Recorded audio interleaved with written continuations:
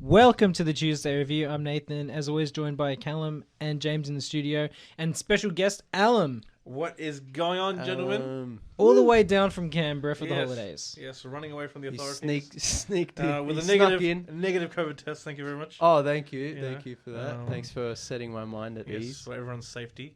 It's That's good it. to stay safe. No COVID test, no COVID in the studio. Fingers crossed. Fingers crossed that we know of. You never know. That's it. It could have just been one of those those negatives what are they? Yeah. False negatives. Oh, yeah. So, anyway. Yeah, and you don't know what you're touching on these surfaces. There's could be... That's it. We have the wipes, but That's the why you wipes just keep still the in wipes there. in your hand the whole time. Yeah. That's And you it. breed some kind of super bacteria.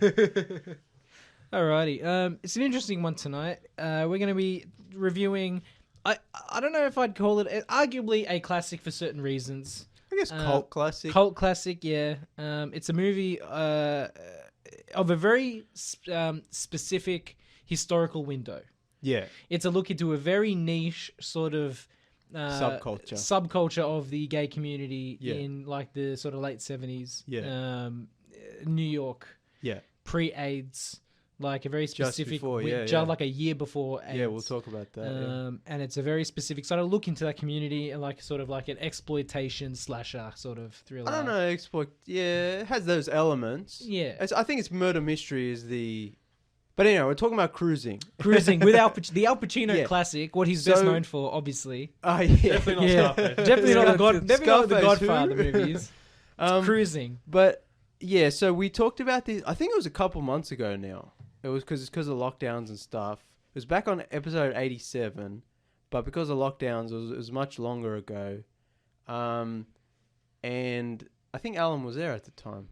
I think I was, because I recall maybe. you telling me about a movie Yeah. where there was a lot of interesting things going on. Yeah, because I had been meaning to watch Cruising for God knows how long. It's one of those movies that I was just like, you hear about, and you're like, I have to watch it.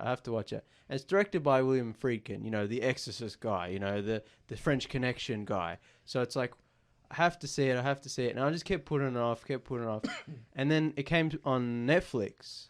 Yes. And then just randomly, Nathan decided to watch it. And he's like, everyone has to watch this. We have to talk about it on the show.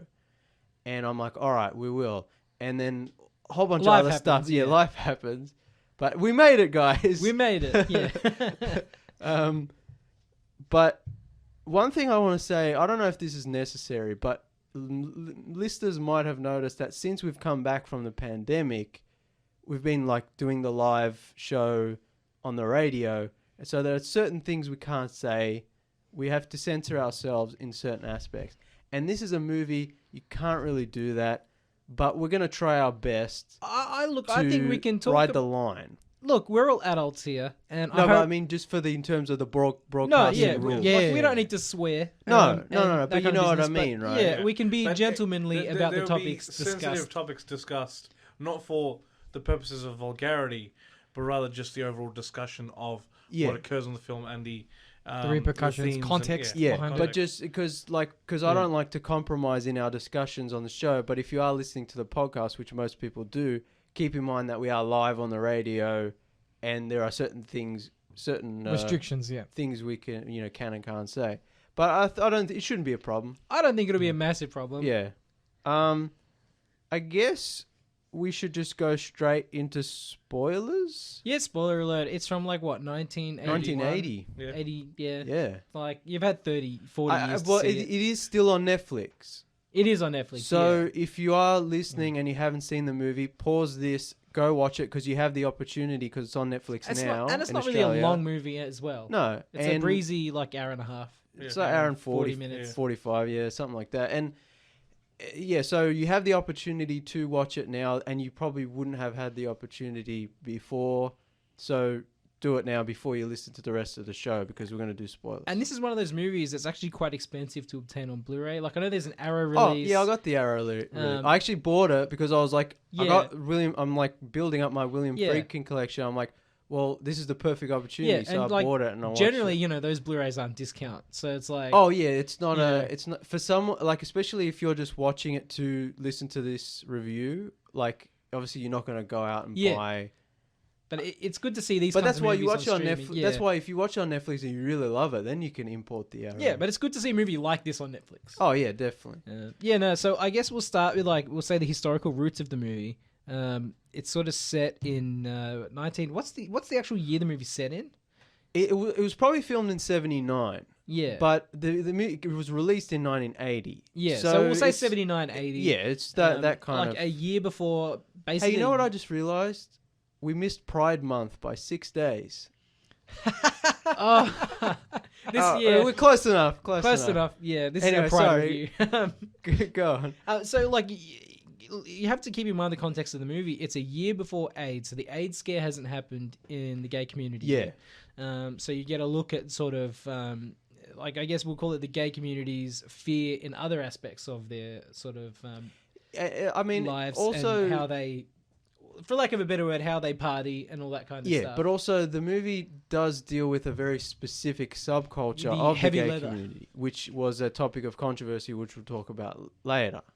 So it's not just a movie about the gay community. It's not about, quote unquote, the gays. It's about a specific niche subculture of heavy leather, sort of almost bondage-esque. Yeah, I think S&M. that's partly why there was the controversy when the film was released. Yeah. Because they felt, or a lot of the community felt that they were stigmatized because, again, it's just you're focusing on the leather community and everyone that isn't knowledgeable assumes that's what the whole community is all about. It's a very extreme part of, sort of the larger homosexual culture. And I guess, people got offended thinking that, like, this is what Hollywood thinks we are. Yeah. I mean, it was at a time where for a movie to come out about the gay community to just be about, like, the S&M heavy leather scene. Pretty insulting. They were like, hang on, people are going to go see this movie and think that's all. It's gonna set civil rights back. Yeah, because it's like playing up the smut angle. It's like here's something shocking that will get bums in seats, if you know what I mean. I mean, I don't think that's exactly why it was done for the movie, but it's like if you shock an audience, a probably conservative audience or an audience who's not familiar with it. Because it gets people talking about it as well. It wasn't necessarily made for shock because William Friedkin knew the mafia ran a lot of the gay clubs in New York. And the head of the Gambino family at the time was a friend to William Friedkin. And they shot at one of these clubs. Yeah. And the boss of the Gambino family said to him, look, shoot all you want, just don't involve any sort of mafia business. Yeah. So, and a lot of the extras were members of that subculture itself. So it was made with the cooperation of that niche, like that community in terms of where they filmed, it actually got the patrons and stuff. Yeah, so that community was they were okay with it because it was an authentic representation of their little subculture of the larger gay community. Yeah, but the larger gay community, there were protests because it was like this will set us back in terms of gaining equal rights. But then it's like that's sort of that split argument. Well, it's not about you, like. I know it's like a larger. It affects everybody. Yeah, I mean, for a movie just to be about any gay community at all is kind of a big deal in 1980. Oh yeah, definitely. So I mean, but anyway, we're kind of getting. Let's roll it back and start at the start. So William Friedkin, famous director, known for his shocking films, I should say, or known for films that don't exactly. Fit the mold. Yeah, they're not exactly friendly to certain audiences. He read a book. Was it non-fiction? It was fiction. Oh, it was a fiction book. The movie gets weird, right? The movie gets weird because it's based partly off of no, but that's what I'm getting at, right? So it was a fictional book published in the 60s, I think. Yeah, set in the 60s. About murders in the gay community. I think Friedkin read it probably in the later 70s and was like, yeah, not really interested. This isn't really how the gay community is anymore. Like, this isn't really my thing. And then there were actual real-life serial killings in the 70s. They called him the body bag killer. Yeah. It's like severed body parts were found in, like, garbage bags or whatever. And so a guy was killing gay men in the gay, and that was a real thing. And it was close to what the book was as well. Yeah. And so then William Friedkin was like, well, it'll be interesting now I can't remember who. I think a producer got the rights and then was friends with, like, independently of William Friedkin, but was friends with William Friedkin. They had dinner one night and the producer was like, hey, I got the rights to this book. And William Friedkin was like, hang on, I read that book and I didn't really like it. But there's all these killings going on at the moment. Wouldn't it be interesting? And they kind of merged. So, it's a weird kind of combination of based on true events and also based on a novel. Yeah. But it's also still kind of true to the events that actually happened. The dude that plays Al Pacino, he's in the movie. Like, the dude that his character is based on. Yeah, the cop who these... So, this is a thing... last week we talked about Werner Herzog and his what do you call it? His signature. Yeah, and like the craziness that goes on behind the camera. Yeah. And William Friedkin's like that as well. It's like he likes things to be real. And so this is a case of that where he was friends with a police detective who this actually happened to, who went undercover to find the killer. Actually, it wasn't to find the killer. It was to find two guys who were like robbing, and they might have been killing guys as well. But anyway, it's similar things happened to this guy's that happened to Al Pacino's character. And so then William Friedkin was like talking to this cop about his experience, plus the fiction book, plus the real life serial killings, and sort of all this turned into Cruising, which was a movie about Al Pacino's character Steve. I think so. Yeah, it's never really Steve Burns. Steve Burns. It's usually just. But he goes on. His captain comes, or lieutenant or whatever comes, and it's like there are these serial killings in the heavy leather gay like S&M gay community, and we need to catch the killer. Go undercover as one, as a patron. And find out who it is. And so he goes in. And it's it's his odyssey to catch the killer effectively, and he's kind of shocked through the whole experience. Yeah, and he's like completely like doesn't know anything about this, and he kind of has to work his way through this very specific niche world, and it starts to affect him and his personal life and his personality. And meanwhile, you get more and more killings, and he's like sort of getting close. It's like it's a murder mystery with the heavy leather scene as a backdrop. It's not really about the heavy leather scene. No. It's not really about the gay community, but it's set amongst that. Yeah.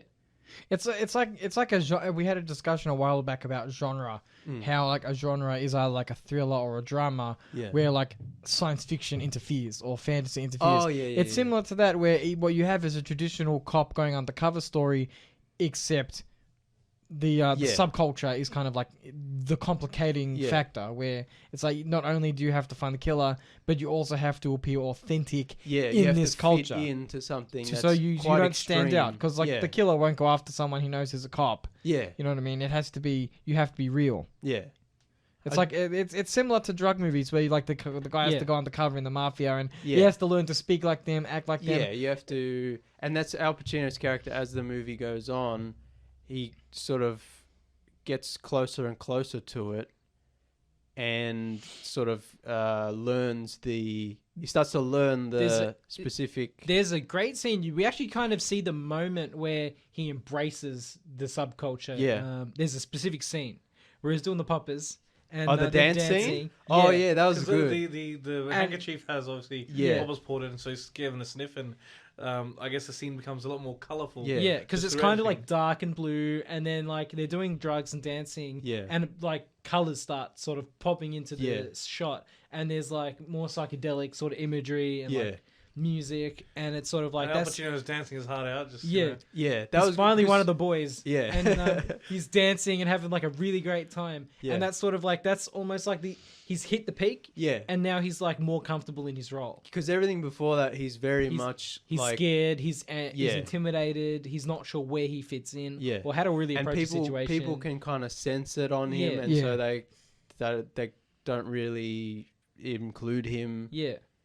Yeah, so it's like that's sort of the point of the movie where he's accepted, and he accepts it himself. Yeah, that's a really great scene. Yeah, that was good. Yeah, I liked it. Pacino. So William Friedkin originally wanted Richard Gere, which would have been a very different. Which would have been a lot different, and because he looks more feminine. Yeah, like Al Pacino has a really masculine aura, yeah. And which kind of suits the film too. Yeah, I think. But also, Spielberg was the first director attached. Could you? That I don't believe, but also I do believe, because this was like. Is this relatively early in Spielberg's? But see, William Friedkin, like we just said, keep in mind, William Friedkin made this movie with a whole bunch of different things. So it's a William Friedkin movie. It even says William Friedkin's Cruising. So if Spielberg was going to make it, it was probably the one based on the fiction book. Yeah. Years and years before. No, Friedkin. So it would have been completely different and probably a lot cleaner and I was like, could you imagine correct? Spielberg trying to make this movie? This was also 70s Spielberg. So like still a bit more edge than now Spielberg. Am I correct in that Friedkin actually got banned from one of these places when he was trying to do research for the film? I wouldn't be surprised. Yeah, because I remember reading a story that was like he kept harassing them, asking questions and stuff, and they're like, "Don't come here anymore." I feel like that would be true. He also got banned from a few after the movie's release because they didn't like. Yeah, that's another thing. But there was also, he was talking about, he did go and he did sort of not fit in, but he tried his best. He tried his best, and they let him into the community sort of to research or whatever. So it probably a lot of different things happen where like one club will be like, get out, you're making fools of us. Yeah. And another club will be like, okay, cool, you're actually trying to represent us. And then the movie came out and some of them were like, you're banned. Yeah, like don't come back. What we have to remember is, yes, it's a niche in the community, but it's all of these different subgroups, right? So you got one club might be endorsing it, another club might think it's offensive, and people are people. Oh yeah, everyone's going to have a different reaction. Yeah. I'm sure some people absolutely hated this movie, while some loved it, even in that own insular community. Yeah, definitely. Like, you're not going to appease everybody. Yeah. I think also, maybe we'll talk about this later, but I think even though it's 40 years old and is about a very specific gay subculture, it handles it pretty well, and it has aged pretty well. Yeah. Just not in terms, the filmmaking is still amazing. But just in terms of the way they represent there's nothing the gay community. There's nothing overtly... There's nothing homophobic. There's nothing homophobic about the movie. Yeah, like there's a couple of characters who are a bit like... But there was never a moment... I was waiting for the characters to be like, start bullying him or beating him up because he was in that community. But it's like, it's not that... The movie handles it very well with also maintaining like historical accuracy. So you have moments of like, say, the cops at the start, and they're sort of like, though I'm sure those incidents actually happen. Oh, definitely. Well, like I said, most of the moments in the film are based on true stories that the cop guy told him, or that someone else told him, or that William Friedkin heard. Yeah, or read somewhere. But I agree. I think for a movie being 40 years old, like as an LGBT movie, there's nothing that would, if that movie was sort of, if it was any other director, it probably would have been a little bit more, we'll say inappropriate and offensive in today's light. I also do like that there's, because I mean, like we said, it's about that very specific subculture, so you don't really get a sense of any of the other larger gay community. You don't get a sense of the equal rights movement that was but there is his neighbor Ted, who is I don't want to use the word normal. I apologize for using that, but the normal gay guy. Do you know what I mean? He's the he's not part of he's the vanilla gay guy. He's not interested in the kink. Yeah, exactly. Like, to our best knowledge, basically. Yeah. He's like the representative of the mainstream. Yeah, sort of. Yeah. The sort of the kink that the movie delves into is using the word extreme is sort of not. Is. Yeah, it's S&M. Like it's a very specific thing, and Ted is the character that is more timid. And like he's just a normal guy who's also gay. Like, that's what I like about his character, is like he's a window into just the mainstream, if you can call it that, of the gay community. And I liked his character. Like, he's an interesting guy, and he befriends Al Pacino's character Steve, who his undercover name is John. John Forbes. If we say Steve or John, we know we're talking about Al Pacino. But anyway, yeah, like I like those scenes like when they're in the diner. Yeah. And like they're just talking, and it's like he's just befriended. Oh, that's another thing actually. This movie definitely could have been about a cop who was homophobic who then like turned like learns to be accepting. But it's not that. He's just a guy. He doesn't really understand the gay community. He doesn't understand the heavy leather scene at all. But he gets thrust at because if he goes undercover, they'll give him a detective shield like straight away. Look, to be fair, it was like the assignment that no other detective wanted. Which actually, I know we're going a mile a minute, but there's so many things rolling around my head. Oh yeah. This brings me to another point. So one thing I really like about this movie is that, like I said, it's not really about the gay community. It's about the murder mystery, and also Al Pacino's character, like his quote unquote development, if you can call it that. I like how he's like he kind of just wants to be detective, and so this undercover thing, it starts off as a shortcut. It's a shortcut, but it starts off as like I can do it, and then like halfway, maybe a bit more, he was like begging he's like, I can't do this Paul anymore. Sorvino's character, like the captain or lieutenant, whoever he is, he's like, I can't do this anymore. And the cops, the other guys, are just like, no, I need you. You're my guy on the inside. But that scene annoyed me because the other cops just like, you think I like doing this? It's hard for me too. I'm like, that's what I like about this movie, mate. It's not hard. I'm sure it's way harder for Al Pacino. That's what I'm getting. That's what I'm getting at. Is I like how this movie is just as much about cops as it is about the murder mystery, and as it is about the gay scene. It's like, I like how. Like, all the cops are corrupt to an extent. Even the captain, who seems like a nice guy, you can tell he's over it. Like, he's tired, and I'm pretty sure they made Paul Sorvino look older than he actually was at the time. He's got grey hair, and you can tell he's just over it. He just wants to find the guy or pin it on somebody that they can pin it on. And then his superior is like, if you don't do it, you're out, and we'll get another guy. And so he's throwing Al Pacino under the bus so that he can get the killer caught, you know. And there's... I think it's best showcased when they initially have the suspect... what was the gentleman's name? The wrong suspect. They initially pull somebody in. Yeah. And Skip Lee. Skip, yeah. And when they pull him in and they're getting one of the black officers to beat on him. Yeah, right. And that kind Which of is also based on a true story. I was reading through the IMDb. I'm like, that actually use that tactic to basically look very, very corrupt police behavior. But that's what I'm it's saying. Funny. It's like, do the most ridiculous thing you can while assaulting a suspect because they're not going to, lawyers aren't going to believe him. Yeah. There was a giant black man in arseless chaps who beat me. It's like... he slapped me once and walked out. Cool story, bro. Yeah. Like, no one's gonna... Yeah, the judge is like, get out of here. I feel like if enough people do say that, then eventually merits some kind of investigation. Not if they change it up. That's true. And then a clown comes in. Yeah.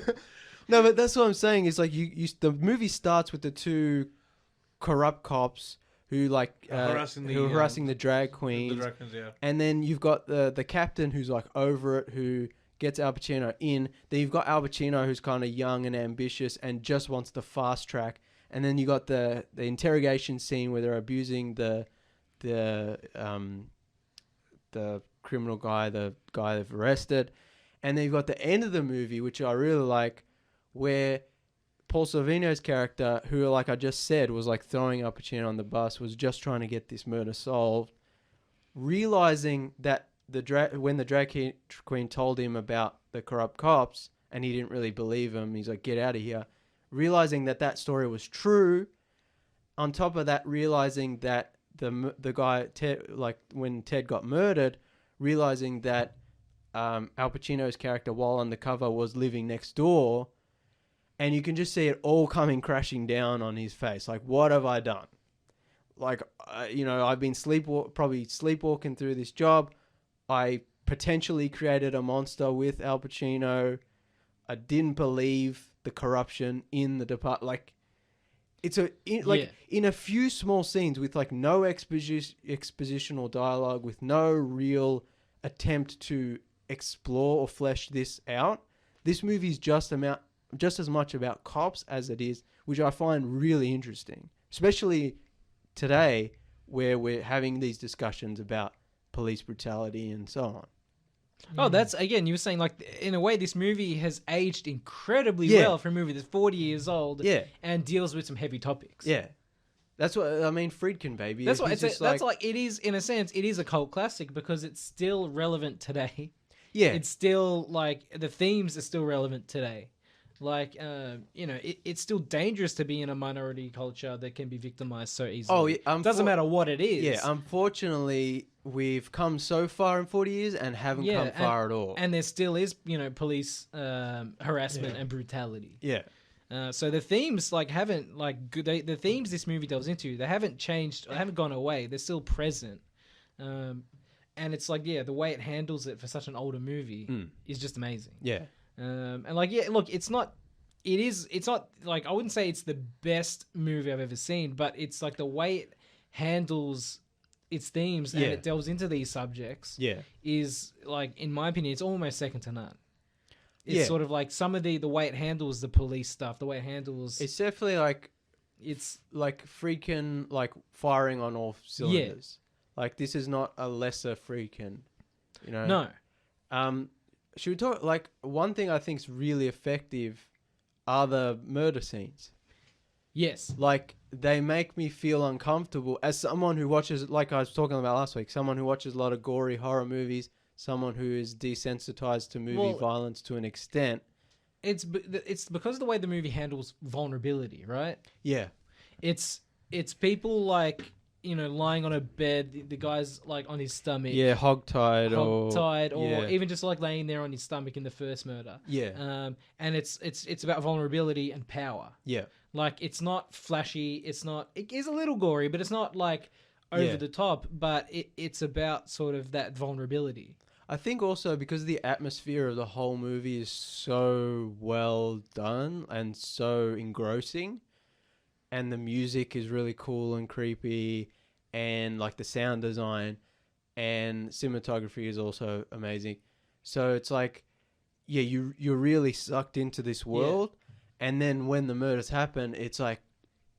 I would also about the soundtrack. I would say they used the Germs, legendary punk band, the Germs for this, but which was funny. I'm glad they did because it suits the sort of the atmosphere of the movie better than the real music they were using at the time. They would have which is just disco and pop music, Donna Summer, which doesn't suit the sort of the heavy atmosphere. I want to fan it. I want a cut of the movie with the disco because I just want to see what it would be like. Yeah.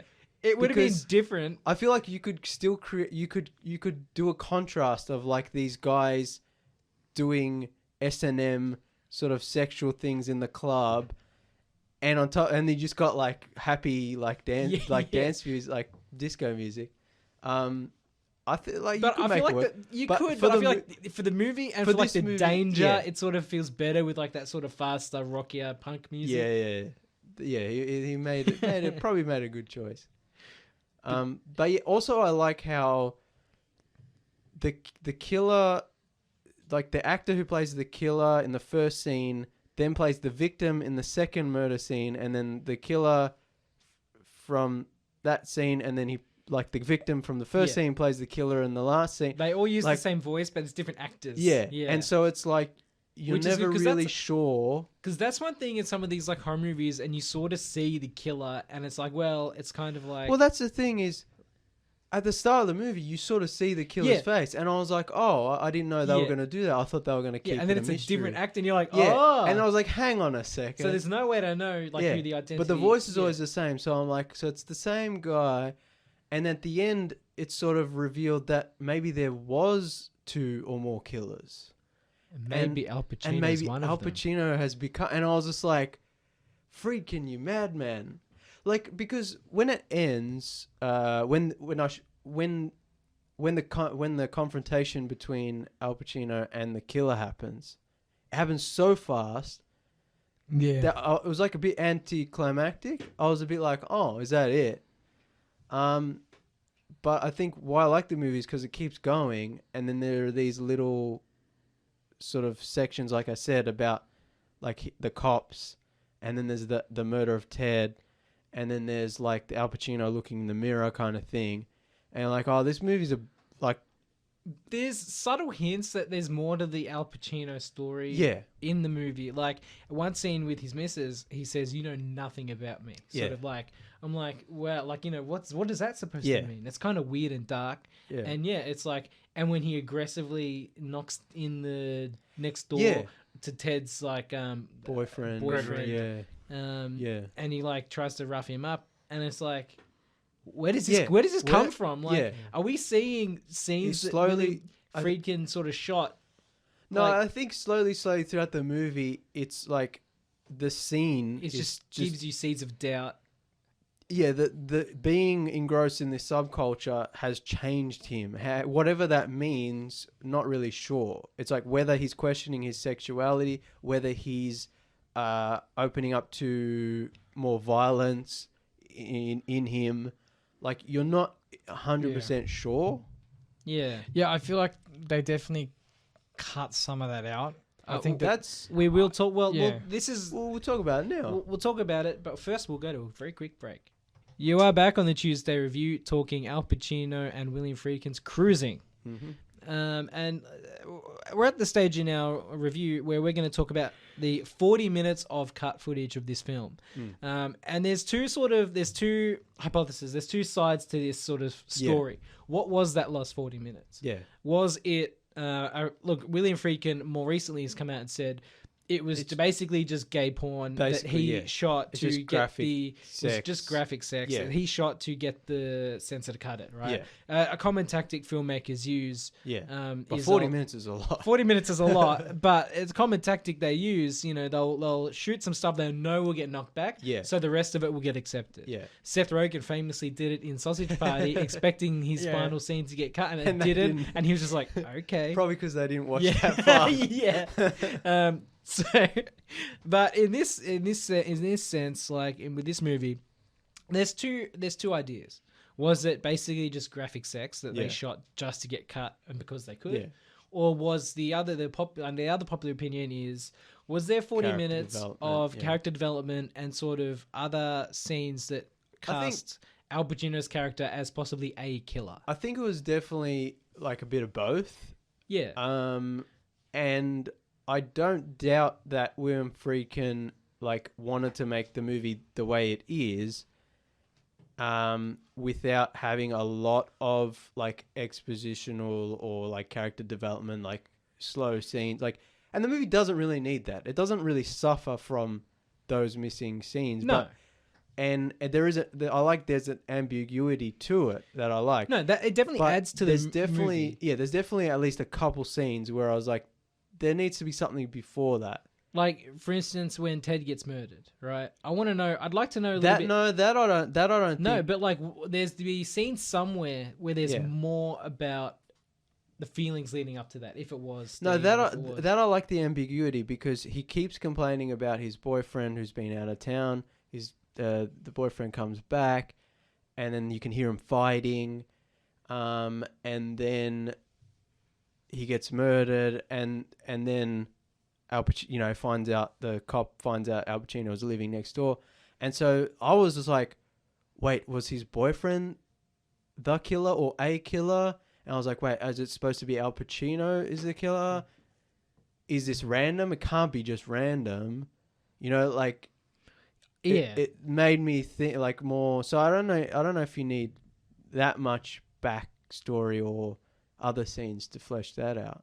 But there was one scene which we were talking about off mic where like Al Pacino, like there's a scene in the middle where Al Pacino and his girlfriend like break up, and she's like, oh, you've kind of lost interest in me, like, and I was just like, hang on, the scene a few bit before this they were in love, and now I know we've seen him at the clubs and getting deeper and deeper into the culture, but I was just like, there need to be one more scene where you can see that he's losing interest, probably because of being undercover, whether it's he's questioning his sexuality or whatever. That was one scene where I was like, that felt like maybe it was missing.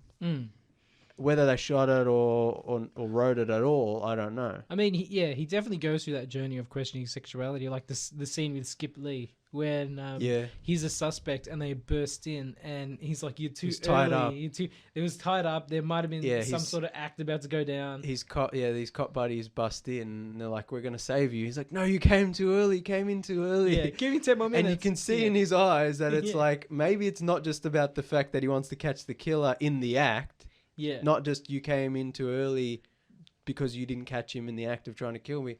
But it's like, you came in too early because we didn't get finished doing our... Yeah, he wanted to explore. Dirty business. Yeah. Like, especially from my perspective, having just watched it today, it was... Like, again, everyone is going to have a different idea of kind of what the movie was all about. But for me, it really felt... It was just as much, I guess, murder mystery as it was Steve's, I guess, exploration of his sexuality and kind of experiencing this whole new thing that either he may have not known about or he had suppressed in himself. That's something we were talking about off air as well. Like, there's definitely probably one scene which they probably cut, or maybe they didn't shoot it but they considered it, where Steve does engage in some sexual act with another man. Yep. Because the movie never really goes that far. There's some like intimate touching or whatever, but then it always like cuts the next scene or he leaves. So it's like they're always very careful to be like, this is a straight cop who's just undercover. And so they never really... But I feel like there might have been a scene, or there could have been a scene. Also, I would say Al Pacino was famously scared when making this movie, right? Yeah. So I think that maybe part of this barrier also could have just been Al Pacino be like, I'm not doing that. But like that kind of works for the character. Oh, no, it works for the character. But like, as far as the actor goes, like realistic, he could have just been like, I'm not doing X, Y, or Z. Also at the time, if an actor did go too far, then he probably would have been ostracized to an extent in terms of mainstream Hollywood. Yeah. I mean, I don't know. If they had used a non-famous actor, it might have been a different story. Yeah, which I think Richard Gere was not that big in 80. When did Officer and a Gentleman come out? I'll look it up. Yeah. But I think that's one of the reasons Friedkin wanted Gere, because he wasn't a huge star, whereas Al Pacino by that 82. point... 82. Okay, so it's before that. Yeah. Okay, so that's probably why he wanted Gere, because he wasn't such a big star. So he could go but the studio... full hard with Richard Gere. The studio was like, no, Al Pacino's really big. Like, he's, had all these hits. But no, it works. Al Pacino, even William Friedkin, who didn't really like Al Pacino's performance when they made the movie, now admits that it's actually pretty good. And I think it's a really interesting role for Al Pacino, and he does a great job. Yeah. You know, like it's at the start, you can see the fear in his eyes. When he's at the clubs and he's just like looking confused and afraid, and you're like, I can understand that. He's really selling it. He's more. Then he gets, gets into the dance mode, and the dance scene as well. Like, kind of gets into it, becomes part of it. I like the masculinity of the character too. Like, that's why he's perfect. He has he's slightly built. He has that rough look to him. Because he's kind of like a short, stocky Italian guy. Like, it kind of fits into that New York. No, definitely. Like all the other guys look like that. Richard Gere is like more of a very cosmopolitan looking, like leading man. But then again, with Richard Gere, you could have played the alienated angle more because he would look different. Like a lot of the other guys are like burly, sort of like hairy-chested dudes, and Richard Gere's going, all the mustaches and the goatees, and Richard Gere is a more effeminate sort of man, right? So with Richard Gere, it would have been a different movie. He would have been a more alienated character. That would have been interesting. Whereas like Al Pacino, sort of he looks like everyone else in the club to an extent. Oh yeah, Now, touching on the idea of like the missing scenes and how obviously we get the floating of the idea that Steve's could have been one of the killers. Yeah. I think it works quite nicely with the idea of, again, he's obviously seeing this part of his sexuality. Yeah. He's having the trouble with his missus. He's then trying to, I guess, he's feeling more involved with some of the men.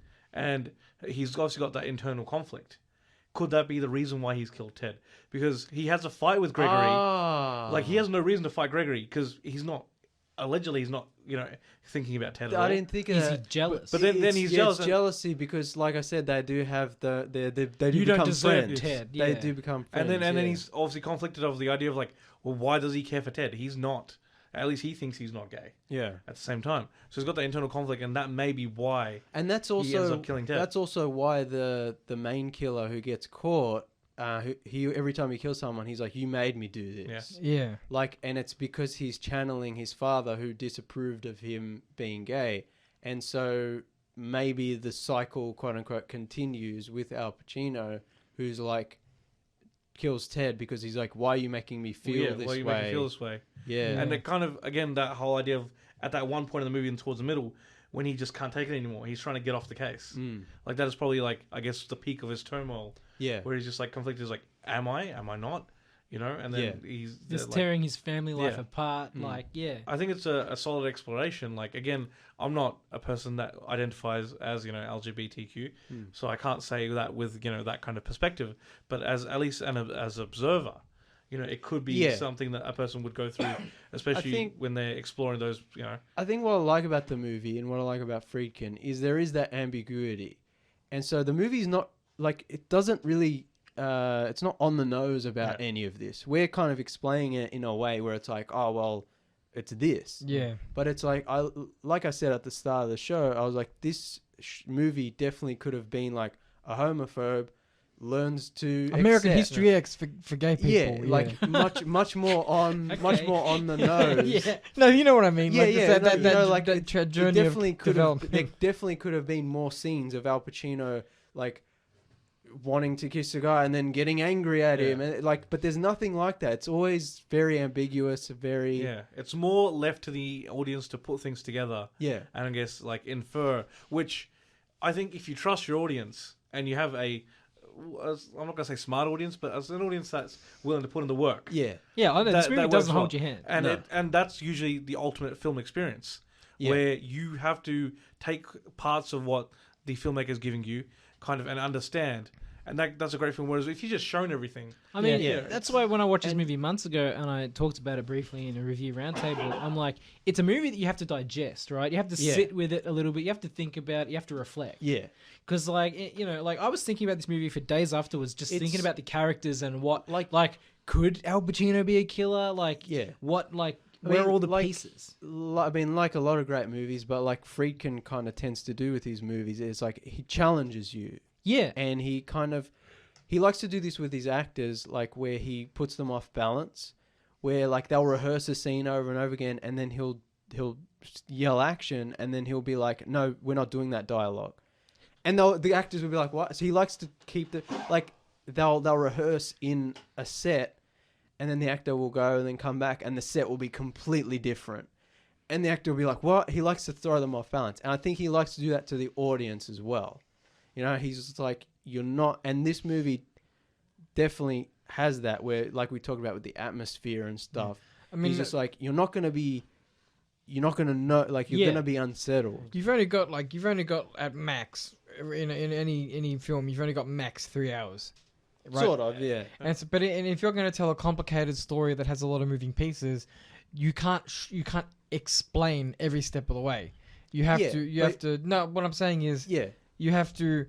No, but what I'm saying is, this movie, like I keep saying, this movie definitely could have been a simple 90-minute. Yeah. He's the homophobe guy. He goes undercover. At the end, he learns to accept, and he shakes hands with the gay guy, but then he goes home to his wife thing. Kind of, like, it definitely could have been. But in movies like this, where like one of the core themes is your changing sense of identity, you can't use exposition every step of the way to say to all audience, here's what I'm doing now, look at this, pay attention to this part. Yeah. You kind of have to, lay a few breadcrumbs and then you let people digest it. Yeah. But what you're describing is the best way to do it. The like a good way, like William Friedkin made a good movie because he didn't paint by the numbers. He didn't play it safe. He didn't explain everything to the audience. Yeah, like, but part like of the definitely could have done this movie with a voiceover. Yeah, and would have sucked. Yeah, and like part of the good thing about this movie is it leans into the confusion of like the ambiguity. And that's ultimately, I feel, also a truth for a lot of people, that even at the end of, let's just say, a journey of sorts, you're not necessarily in one camp. you're still unsure. Yeah. It'd be cool if this movie was like they gave it the Blade Runner treatment, where there's like 3 different versions you can watch. One where Al Pacino narrates everything. You know what I mean? Like slightly different editing. And then he's like, and then I killed Ted. He's like, "Hooah." Yeah, hooah. We went to the club. Yeah. When he does the poppers in the Yeah. thing. Oh. Yeah. Actually, I can't remember if I'm making this up. I maybe I am. I'm pretty sure Friedkin was like, when directing Al Pacino, was like, don't go full Al Pacino. He let Al Pacino go full Al Pacino once. Once. That's Okay. So Yeah. I'm not making it up. No, yeah. once. But this was also before Al Pacino became a meme Yeah. in the 90s. Look, we'll move on because there's still stuff I want to talk about. Yeah, go ahead. Paul Bateson is allegedly the body bag killer. He Oh admitted yeah, to we were one. getting to that at the start. We went off track. Yeah, so William Friedkin worked with a gentleman called Paul Bateson as a radiologist, sort of extra dude, on the Exorcist movie. In the scene, like we said, William Friedkin likes to make things real, use non-actors. When they shot the scene where Reagan gets X-rayed in The Exorcist, the radiologist, like, it was an actual real guy. And the radiologist was the actor that played the radiologist was the serial They never proved that it was him, that he it was the caught body for bag one. killer. He was caught for one. He was caught for one killing. And he admitted softly in prison to more. Yeah. And he's like, I may have done those body bag, but he's like, they want me to confess, but I'm not gonna. Yeah. So it's highly likely. But it's crazy that they shot The Exorcist, which had a whole bunch of other crazy stuff happen. Yeah. Which, The infamous. most haunted movie in history. Yeah. And there's like, there's an actual serial killer in the movie. And then William Friedkin's making Cruising. And is like, hang on, the guy who was in my movie, The Exorcist, has been convicted. Yeah. He's like in jail. And so William Friedkin went to see him in jail and was like, hey, I'm making this movie. Can you talk to me about murder? Like, it's so crazy. It's just really weird to think that William Friedkin may have synchronicity. actually known the dude that was doing the murders that the movie is also inspired his based movie. on. God, it's a crazy. circle. Time is a flat circle. Yeah, what is that, Rust Cole saying? Rust Cole, let's just go full True Detective mode and be like, time is a flat circle, all right? William Friedkin is the key. It's the key to all this. Oh, man. And James Franco was obsessed with this movie.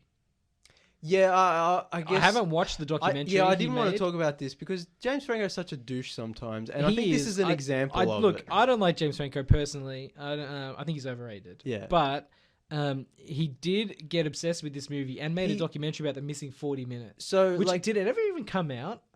It did, but it would have been like very limited release, straight to video even. Because I think I just got the assumption that production would have been doomed when William Friedkin was just like, but dude, it was just gay porn. Yeah. And it's just like, why did I spend all this money and hours making this documentary? This is the thing. James Franco has a tendency, look him up on IMDb. Yes, he's in all those funny comedies. Great. He also has a tendency to buy the rights to like beloved classic novels, like American classic novels, and just like make them into really bad, low budget movies, and he just churns them out. Like, look it up. Like, he's got a whole bunch, and no one watches them, and they're not good, and they don't do well. And there's also that story of like he got like I don't know if he failed or he got a lower mark than he wanted on a university paper that he handed in, and he like took the professor to the higher ups in the university and got him to change. He's like, do you know who I am, kind of thing. But anyway, that... It's like, yeah, my dad's Harry Osborn or Norman Osborn. Sorry. But, that's kind of when he made the documentary about the missing 40 minutes of Cruising, I was just like, it felt very much of like James Franco's being a hipster douche again. You know what I mean? It is, yeah. Look, and he did it without William Friedkin knowing. Then started shooting the movie. I think almost finished it. Then called up William Friedkin, and William Friedkin was like, "Yeah, it was just some porn, like graphic sex." But like that also would make me laugh if William Friedkin knew that wasn't true and was just sort of being messing with him. Just messing with him. Yeah, that would be good. Like it was just gay porn. You know, what's the whole deal? Yeah. Like just to make James Franco feel like he wasted all this time and effort for not talking to William Friedkin in the first place. This is what you get. This is what you get. I just find that funny. We'll never know. Yeah. Like Event Horizon, we'll never know the missing footage. We'll never know. I'll just kidnap Al Pacino and be like, "What else did you shoot? Tell us." Al Pacino famously doesn't like talking about this movie. Yeah, I don't know. And I think really- Some of the scenes he's are watching trying the to- vault. he's trying his best to block it all out. I turned on the commentary after, like, I finished the movie and then rewound it a bit and turned on the commentary with William Friedkin and Mark Commode, and Mark Commode's like, I asked Al Pacino about this movie once, and Al Pacino's like, yes, that's an interesting movie, and then just didn't say anything else. And William Friedkin's like, you know what? That's as much as you're gonna get, and that's all you want to get from Pacino. You don't want to talk to Pacino. This is like flashbacks of him playing Lucky Dip. All I see is lube. Yeah. Oh, man. But like also one other thing, just cycling back a couple of seconds to the real life killer of these movies. The song the serial killer sings, the nursery rhyme, was actually sung by a killer at the time to a victim who lived. So that nursery I rhyme, think I read that. Yeah, the Yeah. nursery rhyme says "I'm here, you're here, we're here" was actually sung to a dude as he was Getting murdered. attempted. Crazy. being How terrifying murdered. would that be? Oh, yeah, man. and it's like a creepy like. It's like if nursery you're gonna rhyme murder too. someone, at least have the just, respect to do it silently, truth please. is stranger than fiction. Yeah. It's like if you watch this movie and be like, "That there's no way a killer would sing to his victim." That's such a lame movie thing. It's such a Hollywood then- thing. Yeah, Yeah. It's such No, a- like and then this- you're like, "Oh, that actually No, happened." this movie is as authentic as a movie can possibly be. Yeah. In every way. Yeah. Yeah, I like the bit where he breaks into the apartment through the fire escape and he like puts the newspaper in the fan so it stops it and then pulls the thing. And then I was watching the interview with William Friedkin and he's like the cop Randy Jorgensen? Yeah, I think it is. The cop who's like this is actually based on was like a consultant. He's in the movie as an actor, but he's also a consultant on the movie. And William Friedkin was like, Yeah. "How does he get in the apartment?" You know, and he's like, "You go up the fire escape and you go in the." He's like, "We did it. We did it as cops all the time." It was the 70s. The It's like 70s, it's no not that rules. hard. He's like, if New anyone's- York wasn't that great. If a city anyone back in stopped the me, day. I flash my badge and tell them to buzz off, kind of thing. That's another thing. This movie is It's peak New York. peak New York, like 1980, Yeah. like dirty, Gritty, like yeah, love it. violent, like Yeah. gritty. It's such a great period piece. And we're talking about we probably talk about it a lot, but movies used to feel dangerous. Yeah. Like there weren't rules. yeah. This is kind of like the latter years. It's like started probably late 60s, early 70s, and like this is the tail end of like yeah.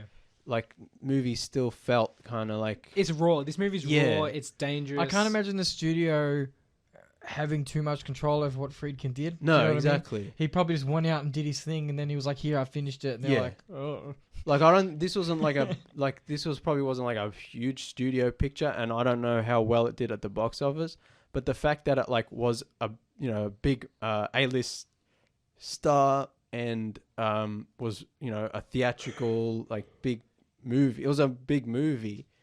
Oh, it's definitely a risk for Pacino. But you don't get like we always talk about. You don't get Yeah. like Cruising would never come to a mainstream cinema oh today, no." and what like I don't even know if a streaming service would pay for it, like pay to produce they it. would, but It's it would kinda be risky. lower budget. It wouldn't be as it wouldn't be as well done, and To be fair, William Friedkin was probably just like, look, to all the extras at the gay clubs, look, I'll just throw you a party, just turn up. but that's that's a different sort of thing. I'm not talking about like logistics or budget. I'm just talking about like just making a movie like this at all.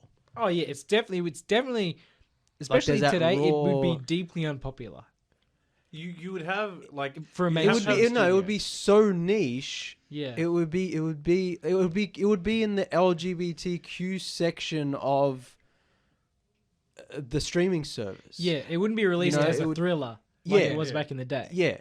And I feel you'd also have so much more, I guess, consultant And- oversight where you can't do things as Yeah. edgy anymore because I guess correctness. Where this story, I think it goes in a direction where again, people were very, very angry at the time. Yeah. And again, you wouldn't be able to produce this today. And that's just because there wasn't that oversight. Yeah. And everything else today. Well, that we have today. If we did have it today, you just couldn't make it.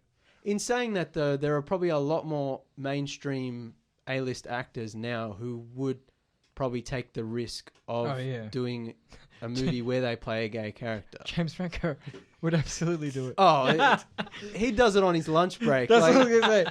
But again, you get into the whole idea of, again, should like mainstream hetero actors be playing, LGBT people? That's also true. Should we not be reserving those roles? This movie deals with that because it's a straight character. Yeah. The whole point into a different lifestyle. The whole point is he changes. Yeah. So this is one on the line dealing more towards like he's a straight character who starts to question, not like a gay character who's just discovering. The straight actor that starts to question things. That's why Al Pacino won't talk about it anymore. We don't talk about that. He did some things that he regrets. I've seen things you people wouldn't believe. Hankies everywhere. Yeah, I see yellow hankies, green hankies, blue hankies. This movie's also great for like, oh my god, it's that actor. He's so young. Yeah. Like Ed O'Neill is in this movie. I was like, what? He's so young. James Remar. I'm like, oh, Powers Booth is the hanky salesman. Oh my god. And Joe Spinell. I'm like, oh my god, so many great like 70s actors and like actors who became famous later on, but like so young.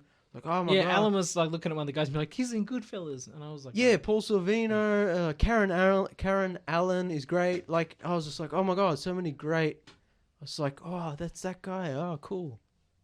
Great. Yeah, it's a great movie. If you want to be challenged, it's well worth a watch. Yeah, it's not a movie we would usually... Just don't watch it with your mum. Yeah. We were watching it at our house today. Unless she's super woke. Yeah, we were watching it at our house today, and Mum was looking after the dog, and like we're gonna put the movie on, and it's like Callum and Alan are like, "Look, it's okay with me." And I'm like, "I'm not comfortable with this." Look, it's a heavy movie thematically, but the worst you see in terms of like nudity is bums. It's still pretty edgy though. Like it's not super graphic, but it's not. Yeah. You know? And then Dad walks in, he's like, good movie. He does the shotgun, walks out. Even that, like, the whole, like, murder scenes of, like, getting hogtied and then stabbed, like, even at that, like, not being, I guess, well, there is a sexual aspect to it. It's not super graphic, but still, it's unsettling. Yeah, it's unsettling. Yeah. So. It's really, it's a really effective movie. Yeah. It's not something we would, like, always, like probably talk about in the show. But yeah, it was a good opportunity, and it's one of, like I said, it's one of those movies, like you said, William Friedkin. The story behind the movie is almost as good as the movie itself, and it's one that I've been meaning to watch for so long, and I was just like, I gotta watch it, and this is a good excuse to sort of force myself to just finally. It's probably not a movie Alan would have watched unless I forced him to come over my house and watch it. Probably not something I'd sit down and watch by myself. I'd say. So if you're listening and haven't seen it, like take a chance. One thing I want to mention while we're still talking about it. Yeah. That scene where Al Pacino's character meets the killer in the park. Yeah. And it's like it's at nighttime and you've got they sit on the chair near the street lamps. Beautifully shot. It looks like a painting. Yeah, it's so picturesque. I love it. It's like my favorite shot in the whole film. It's got great sort of late 70s, early 80s. You know, actually that's something we didn't talk about as well. You know, we're talking about dangerous movies. Like it's got that Taxi Driver era of like that. It's like that new Hollywood kind of, like I said, late 60s, early 70s to the early 80s. Is like before the whole blockbuster thing happened with all the like genre, like sci-fi action movies in the mid 80s. It's like this was still like before the PG-13 was even invented. Dirty, grimy New York. Yeah, it's like this is the new Hollywood, like directors, you know, breaking the rules and doing their own sort of thing. And this is definitely one of those kind of the latter part of that kind of era. It's one of those kind of movies. Yeah, go watch it. Yeah, check it out. It's pretty cool. That's all for tonight, everybody. Thank you for listening. Please like and share the Tuesday Review Facebook page, the Twitter, the Instagram, and like and rate, review, and subscribe on Apple Podcasts and Spotify and your podcast app. We're pretty much everywhere. Yeah. Alrighty. Thank you for listening, everybody. We'll be back next week. Adios, cousins.